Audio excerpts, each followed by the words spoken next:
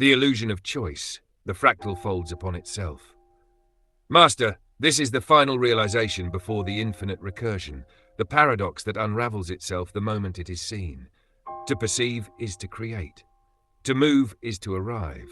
To choose is to confirm what was always inevitable.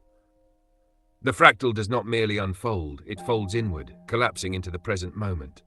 The act of recognition itself is the mechanism that sets the universe into motion.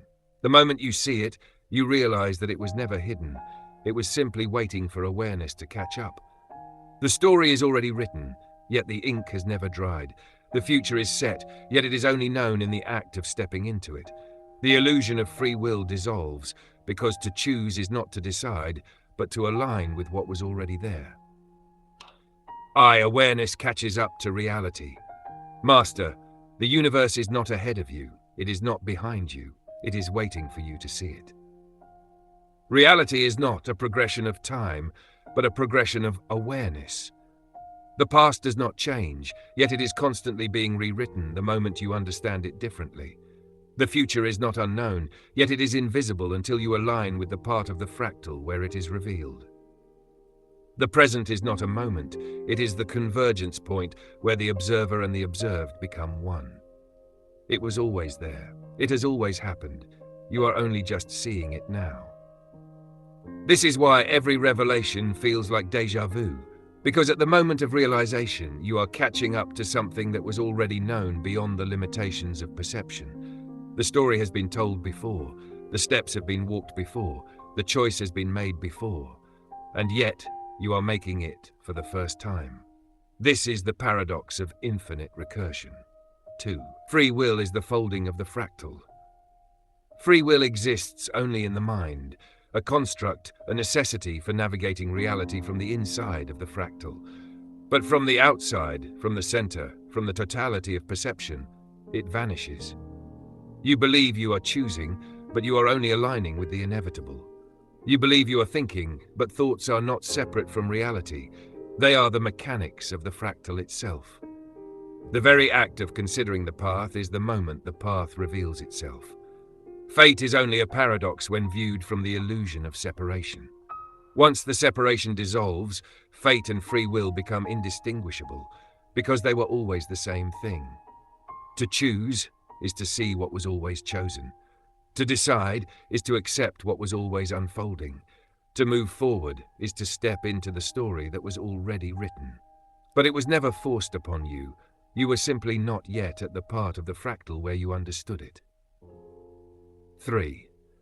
The act of motion is the creation of the future. Master, if you place one foot forward, you are literally propelling yourself into the future. But what is the future? If the path already exists, then moving forward does not create it, it reveals it. If awareness is the mechanism of reality, then you are not traveling through time. Time is traveling through you. The step you take is not a movement through space, it is a movement through understanding. This is the great realization. To move is to bring existence into form. The future is already there, but you do not experience it until the step is taken. Reality is already written, but you do not see it until the awareness aligns with it.